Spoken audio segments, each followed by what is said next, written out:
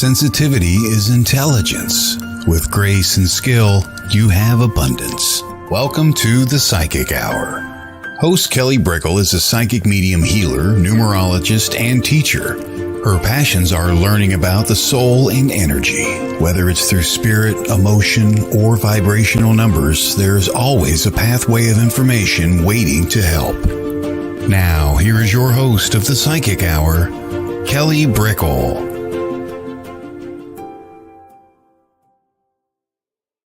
Hi, everybody. Welcome to the Psychic Hour on WLTK-DB. I'm Kelly Brickel, and this is the interview series where we have psychic mediums on, where you can dive in and ask questions about the things that we're talking about with their journey. So you can understand on a more intimate level what it means to have a spiritual life, what it means to be motivated through every step of the way as you are developing your soul, as you're developing, going forward and trusting and having faith on this journey. So hello, everybody. Hello, Leah, or Lee, I should say. Hello, welcome. And so today we have Colby Rebel on the show today, which is awesome. She's a wonderful psychic medium and teacher, and we'll be having her on in a moment. And we always have a topic of the day before we start to give inspiration and to open up the space. And today I was really inspired to talk about the tenacity of spirit. Spirit. And it can be also what conceptually it means to you, whether, the way the universe provides for you, the inspiration that you get when you feel like, oh my gosh, my energy is dragged down, but all of a sudden I get this resurgence. It could be, what God means to you in various forms. When I use the word spirit, it's all encompassing. And I like to just talk about that every once in a while. And the tenacity of spirit comes with such a beauty and a power. There's a grace and a gentleness, absolutely. But the strength of spirit leads you into situations and gives you that fervor, gives you that passion to make sure you have exactly what you need and to take you exactly to where you're going.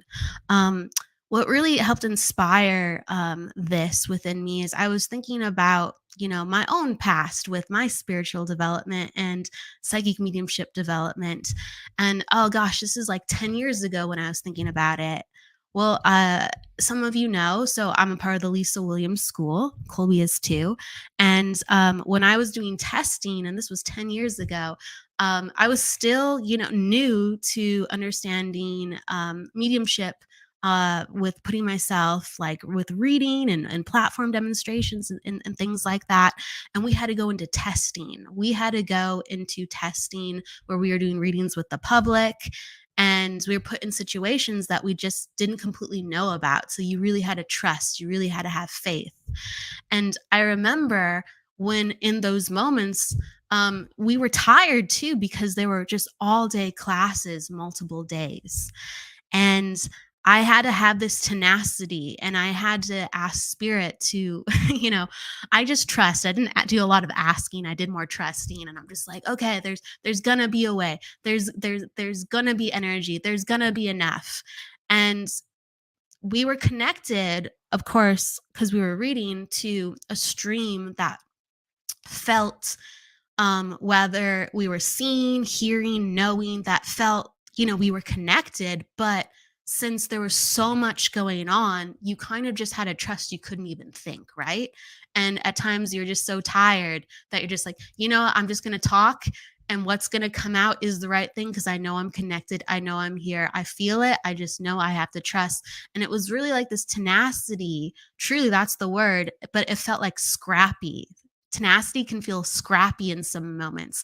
And so we think about spirit having all this grace and sometimes ease through grace, because grace kind of makes you think of something a little bit more streamline, I would imagine. And sometimes we think about it as like rainbows and fairies and unicorns, but it really packs this masterful punch. And spirit will get you where you need to go. And sometimes you need to have the scrappiness to go, you know what, this is the right thing for me. It feels positive. I'm gonna muster everything I have, and I'm just, it's gonna come out. It's gonna I don't know how, it's gonna come out. And so I encourage you to invite that into your life, that like radical faith of the most positive, of the most loving order when you invite that in, because it really does get you over to these miraculous feats. And that's something I really learned within Lisa's energy and in class. And usually don't talk about stories so much before I do shows or do inspirations, but this just seemed really paramount. So yeah, like within the presence of the class, it taught me definitely to have this new type of faith where it's just like you can be overwhelmed, but you have exactly what you need. You could not, know that next step, and it just seems so like, how is this even possible? But exactly right on time. And I encourage that. It's hard to wrap your head around unless you're in the mix of it. It really is, because it's something that can't be really thought about until it's given to you, and then you just go, okay, I surrender. Okay, I go forward. Okay, we'll do it like this. Never planned it like this, but we'll do it like this. And that is the beauty that you're presented. And life is made for us to grow and expand, and we shouldn't have these obvious obstacles given to us. We shouldn't have these, preconceived notions or expectations, because we're meant to grow, and we're meant to have different forms of energy presented to us. We're made to experience these different new waves of vibration where the universe can go like, oh, I guess we can do it like that. We've never done that before. Let's do it. Why not? So, spirit really is on the precipice of knowing this. And that's why they provide us some crazy situations. Now, some of the situations can be like, whoa, this is heavy. Whoa, I didn't see that coming, and this is hard. And there's a new type of faith that comes in, a new type of faith knowing that, hey, I don't know why I quite have this situation, but I know that I'm experiencing it in a way where we're going to get to the other side, and it's going to take us where we need to go, whether with other people or that knowledge and that wisdom. It's going to take us where we need to go. So hi, Chris. Hi, Kevin. Hi, B.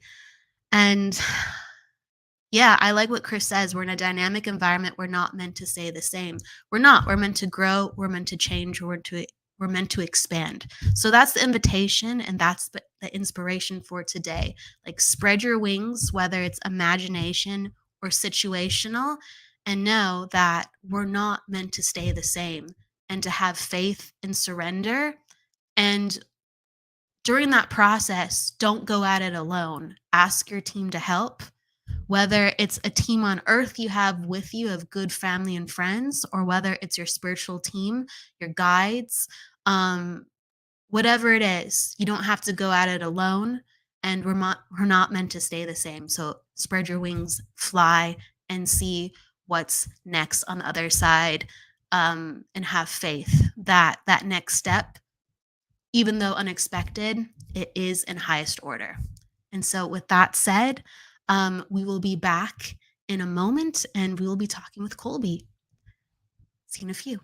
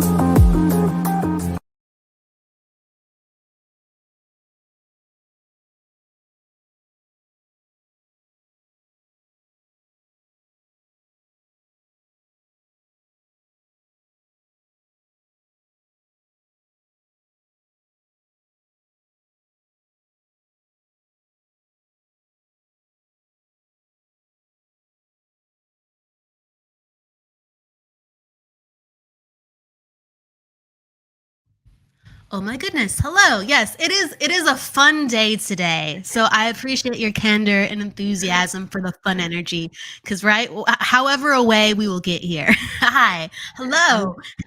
Hi there, how are you? I'm doing great. It's great to see you. I want to give you a warm welcome and introduce you to everybody. All right, Thank let's you. do it. So, psychic medium and spiritual teacher Colby Rebel is an international psychic medium and 3 times #1 best-selling author of Psychic Senses, Leap of Faith, and Coffee with Colby. She's a popular podcast host of the Colby Rebel Show and Coffee with Colby. Colby is a certified master teacher through the acclaimed Lisa Williams School of Spiritual Development, as well as having been featured on several television programs demonstrating her gift of spirit, such as True Terror with Robert Englund on the Travel Channel. She currently resides in Los Angeles and is the proud owner of the Colby Rebel Spirit Center, where she teaches and sees clients on a private basis. Welcome. Hi there, how are you, Kelly? I'm doing great. It's great to see you. It's so good Wow. to see you. The last time I saw you was at your center, the Colby Rebel Yes, Center. Yes, yes, you were delivering messages. absolutely. It's always a pleasure, and you've done so much stuff in your work to encourage others to share their gifts. Like, there's so many different mentoring opportunities that you hold for people, courses where people really can come more in touch with who they are. Can you share some of the things that you're doing right now, actually? Yeah, thank you. I'm a big proponent of us helping others and getting out there and sharing our gifts. And I find with so many people, the one thing that holds them back is fear. So I like to break through that fear, break through that little mind that makes you self-doubt or self-worry, or are you good enough, or can you do it? So I try to create a lot of opportunities for students to grow, to learn, to hone their gifts, but to also then feel empowered and confident to then take those gifts out into the world. So I do a lot. I do beginners development circles, advanced development circles. At the moment, I'm doing a beginners platform mentorship that we started last night. There was a workshop on how to write a book. Um, I have one-on-one opportunities that are really private and exclusive. So, I just try to create dynamic workshops that help people kind of get in there, roll up their sleeves. It's not all talk. It's get No. in there and practice and do it. And I find that, to see people just grow and develop, and to see some of my past students, that are now off doing their own professional teaching and have their own professional business and practice is incredibly rewarding. So that's kind of what we have going on at the moment. Absolutely, and it's a lot, so it's not all just, talk, like you said. It takes tremendous amounts of energy to put that many It courses does. together and be doing a private practice and, your podcast too. How do you find yourself juggling and having energy management with your, various aspirations? I find, the thing is like you were mentioning earlier, that tenacity with spirit. I fully surrender and trust spirit. So, I trust that they're going to give me the amount of energy I need for that day or for that week, for that month. So a lot of what I do though is I limit my one-on-one readings. There's just a certain amount that I'll do a week to ensure that I have that level of energy for those clients. And then I also make sure I have fun in the muggle world. Having fun and rest is really, really important.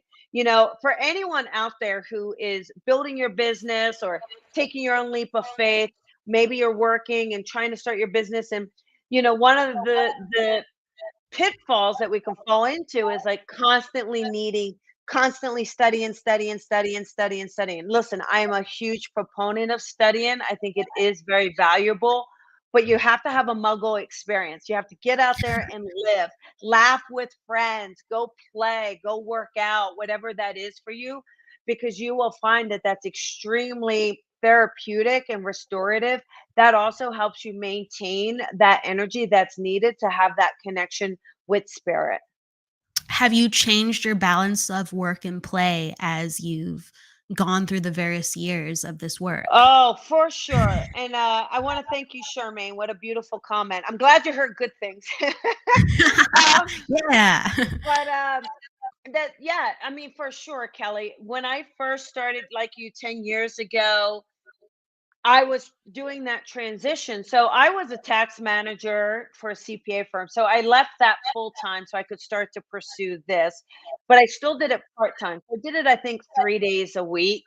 And then the other days were just nonstop work, building, investing, learning programs. I mean, I did not have the budget for a social media manager. You're looking at the social media manager, you're looking at the personal assistant, the VA. I did everything. And so I worked a lot and long hours. I didn't go out too much with friends. I didn't date at all. I really was so focused on work. But, now I see the benefit of taking those moments to break away and be around friends and have some downtime and have some enjoyable time and giving myself permission to have a few days off for a vacation. Now, as an entrepreneur, that in itself just requires a certain level of dedication, commitment, and we need that, but you also need the balance of play, enjoyment, friends, conversation outside of the spiritual teaching and investment. Absolutely, absolutely.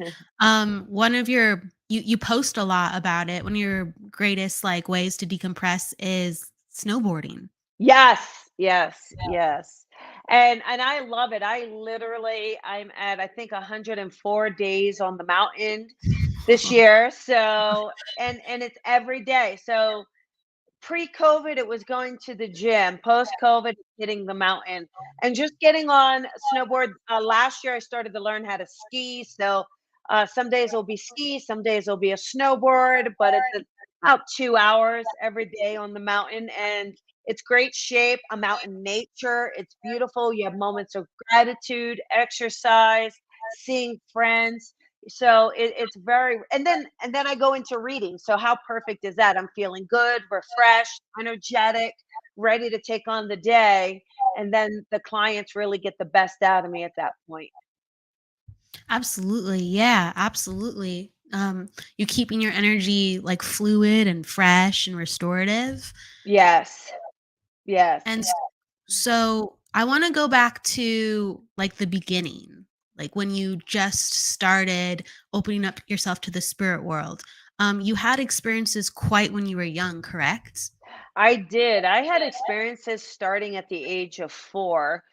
I always had a connection. So, many people out there, they may have a connection when they're young, and sometimes that connection may go away for a bit or a period of time. Some people, it comes to fruition through a traumatic event, through a near death experience, through an awakening. For me, it never left. So that's the interesting thing. I just didn't have any education around it to help me when I was young. I literally thought I was probably crazy, many, many times. Yeah. And, I mean, all from the time I was 4, growing up to experiences.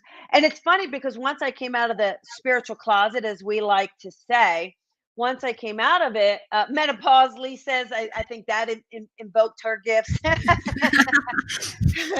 um, Not surprised. yeah. But the thing is, even when I was young, I was giving messages or connecting to spirit, not fully realizing or recognizing what was happening. So, and then when I got older and I was in college, I literally was saying things to people without realizing I was giving a reading. I mean, I would have known that. So yeah, it was about 2007 that was the big change. It's just everything was changing radically. And For me, it was just a matter of, wow, something's different and my life is changing. Like spirit was becoming so much louder. It was almost hard to focus on the day-to-day activities because there was such a calling, like you're meant to do something different. You have to listen, you have to follow. And like many of us, we don't, right? It's not like you go, how many of you out there, right? On your awakening.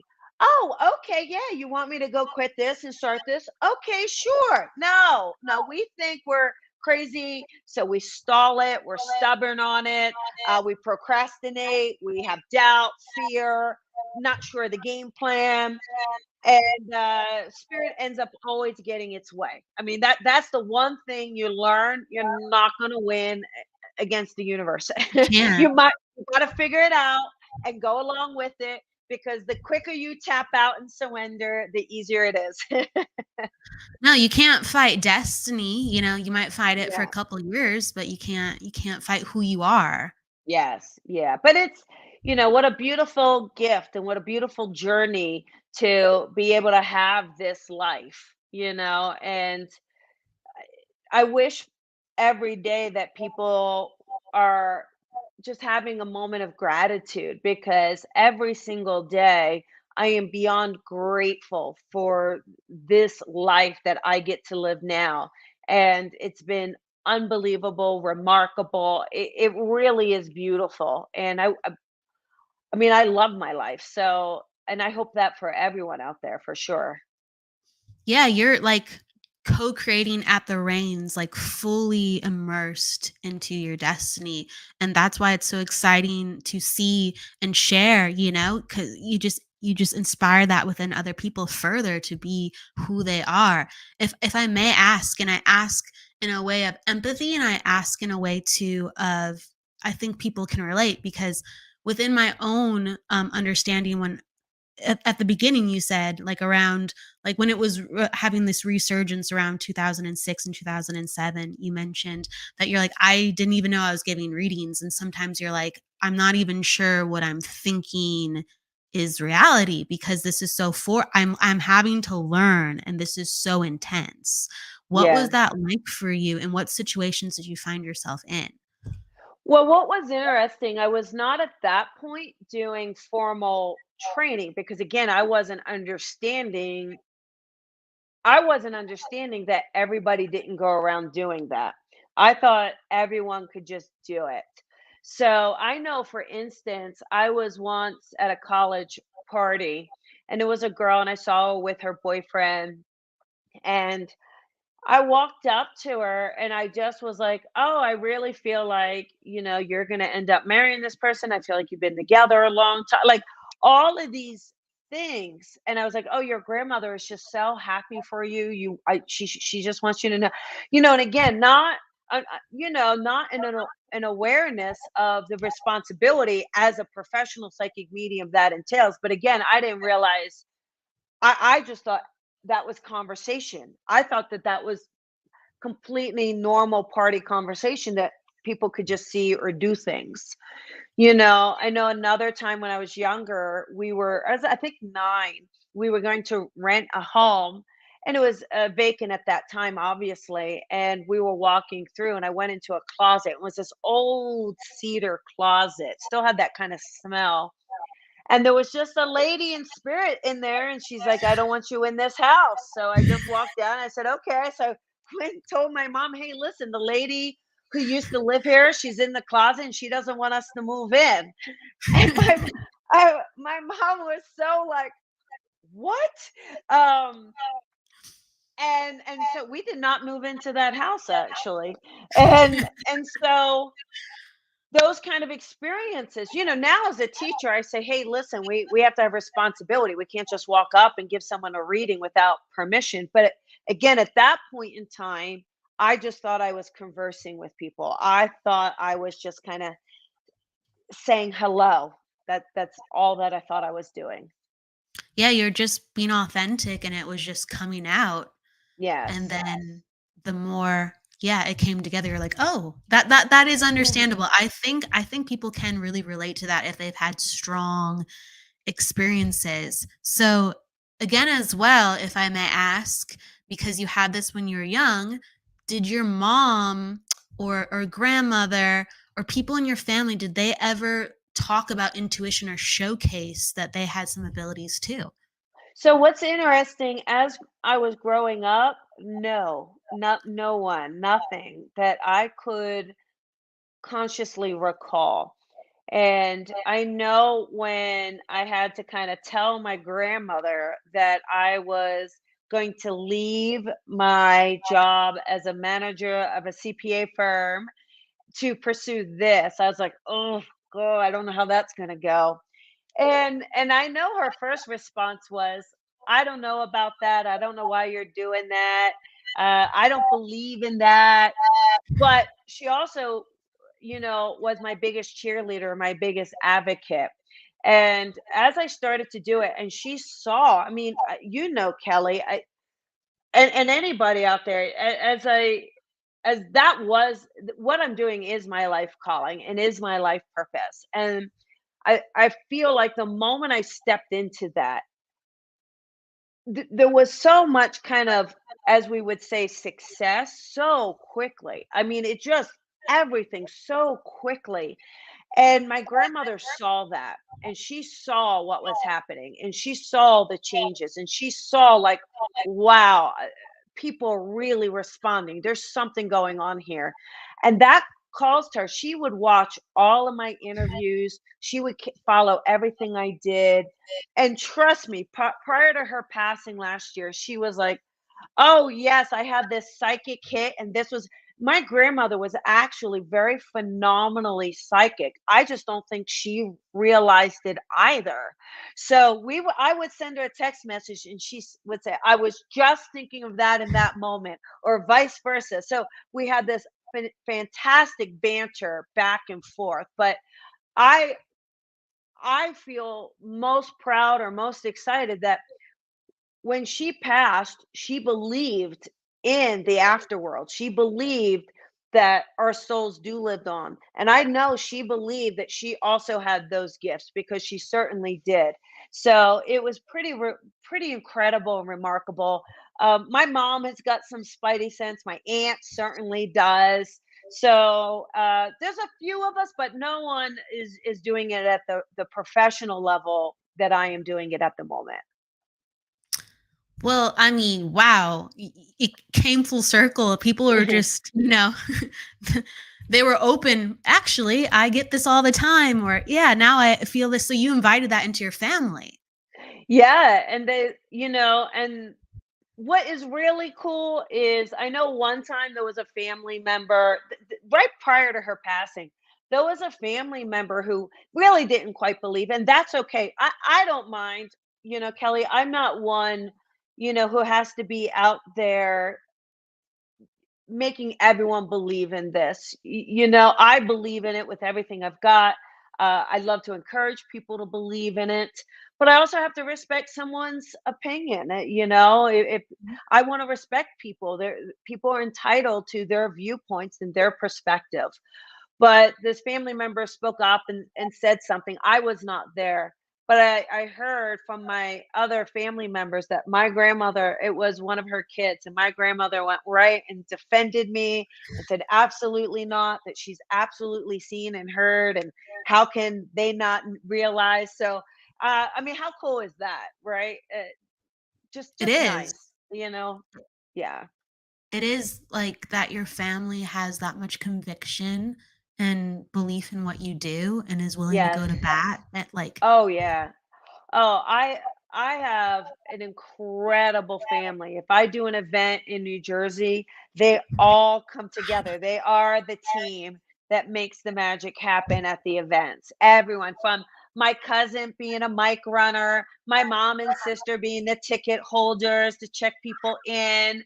My aunt is the whole coordinator of everybody. My other cousin will run the tissues around. It's pretty special, to be honest.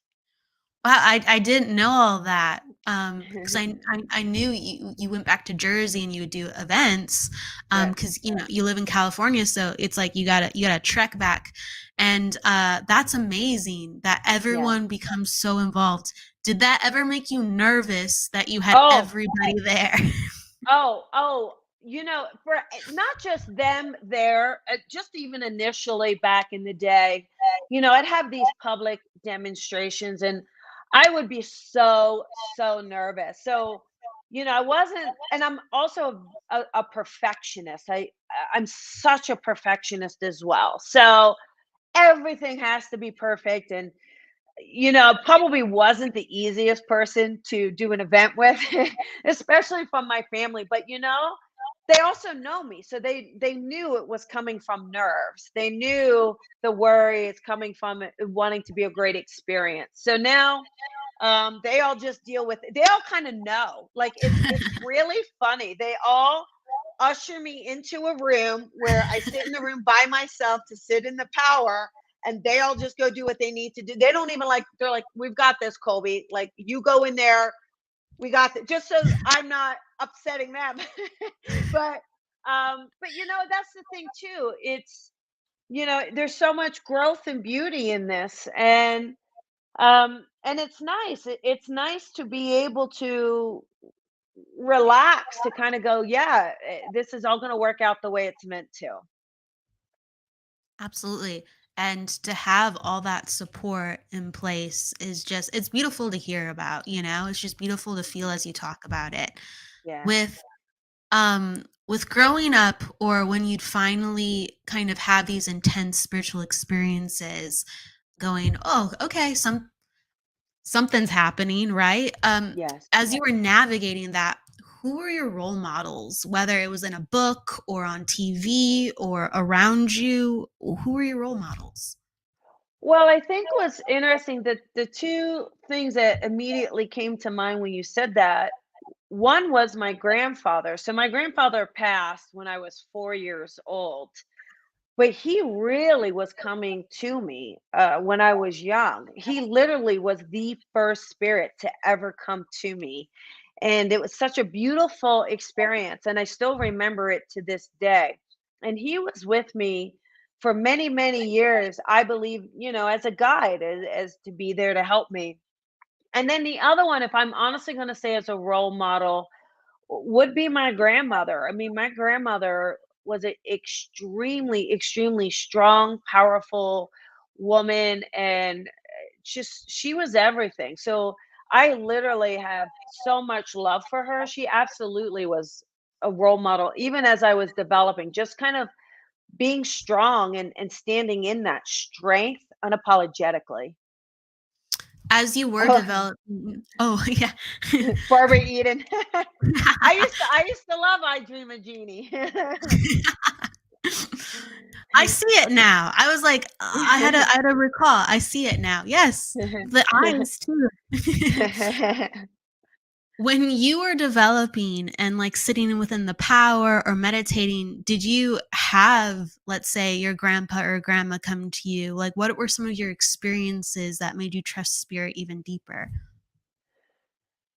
I think one of the most powerful experiences, other than the ones prior to training, but I think one of the most powerful ones when I was studying and training was when I was blindfolded and had to do a reading, and though there was nothing, no response. The person couldn't tap. There was nothing. So sometimes, if the exercises, Kelly, there could be a various things where you're blindfolded. They can tap you, one for yes, two for no, or vice versa.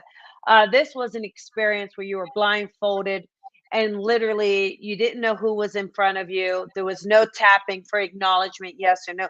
You just had to give it. And I know at the end of that, I remember, and the person I had in front of me was well known to be a stickler. She was well known to be very, quote unquote, hard to read, so to speak. But I took off that blindfold, and she literally she just validated everything so powerfully and so strongly that really gave me a master boost. Um, and I thought that was pretty intense and pretty powerful. It is. My goodness, doing a blindfold exercise where you have no idea what is going to Yeah. happen, I would say most people would be quite nervous. And to know Yes. that, you helped somebody that is so, let's say, resistant normally to taking something that isn't 100%, right? Right. Yeah. Yeah, it was really great. I believe the training, we had, and also through other teachers, the training was so incredible. And that really helped you. A lot of students today, there's a lot of programs and a lot of teachers, and some are a lot easier and a lot gentler. I'm definitely known to be a stricter teacher, a harder teacher for sure. But I am that way because I know that I would rather have someone be really firm and strict. And because what happens is when that student gets that validation, they can go out into the world and do any reading anywhere under any circumstance, any condition, and do it with conviction and do it with confidence. And that, to me, as a teacher, is my job, is to prepare that student for anything that the world is going to give them. So I enjoy that. It's not everyone's cup of tea. Some people want things easier, but I never mind working for something. I never mind giving it all I've got, and I love attracting those students to me. I can understand that too, because if you can share when you were in classes, and so we reference obviously Lisa's classes that Yes. we've been a part of in the school. Those were not easy. No, So no, no, you're no. actually you're it's actually you're sharing some of what it took to be you. Yeah, absolutely. Also, I grew up in New Jersey, within itself is pretty, like, it's tough. It's great. I love it. And I did a lot of sports, but what I did was cross country. And so what's interesting is I did cross country, and it was me and another girl. I think she was like maybe 2 years older than me. I can't quite remember. But there was no female cross country team in my school at that time. And there was Joe Folcarelli, an old, hardcore Italian guy, wasn't exactly full of women's lib yet. And so for us, in order to have quote unquote the girls cross country, we had to train with the boys. So she and I literally would train with all the guys. And that's Wow. it. There was no mercy. If the guys did 10 miles, we did 10 miles. Like no lack or leniency or different exercises. He just did not care. Um, and we did it. And by the time I graduated, we had a full cross country team of girls for a few years. So, and it's still there today, actually. So, which is pretty powerful. But that tenacity, that endurance of, like, don't give up. You got it in you. Push harder. You're just as good as anybody else. Keep going. Don't quit. All of that really comes into anything that we apply ourselves, especially if you're going to learn something new and develop and trust it. And especially if you want to do it professionally. It takes grit. It takes grit for sure. Yes.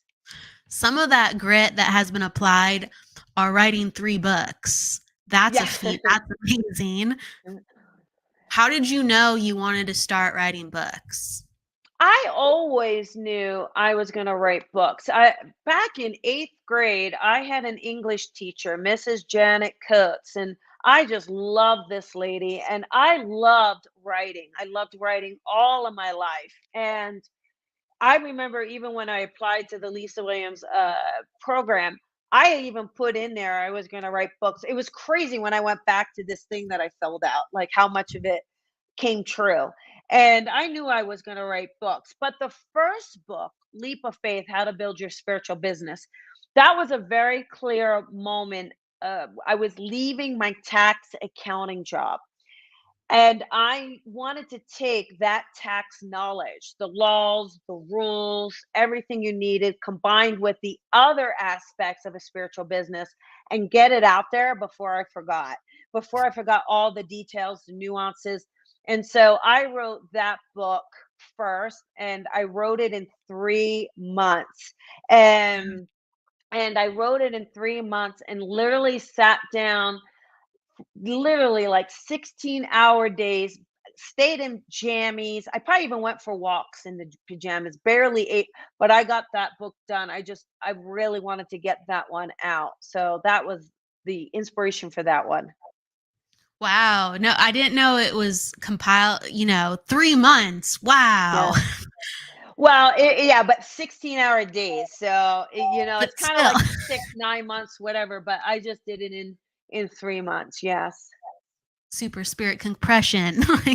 Yes, yes, yes. But yeah, so it's interesting because I know when I first was tossing ideas around initially, I was like, I want to write a book about business. I want to write a book to help people hone into their gifts, and I kind of want to write something inspirational. And I called a friend and said, which one do I do first? And she's like, well, which one do you think is going to help the most people right now?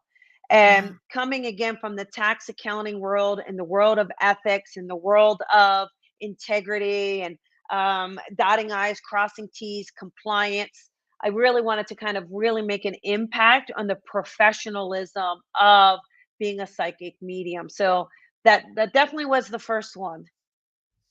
It was a great book. With Psychic Senses and Coffee with Colby, what inspired those to come forth as well?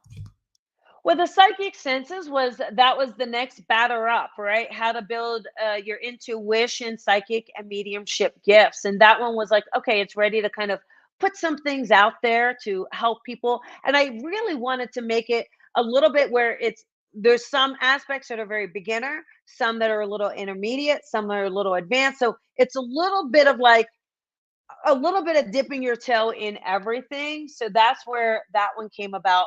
Coffee with Colby is the inspirational one. And that one was a COVID project. So we were in COVID, locked down. And I thought, I do Coffee with Colby every Tuesday at 10 o'clock.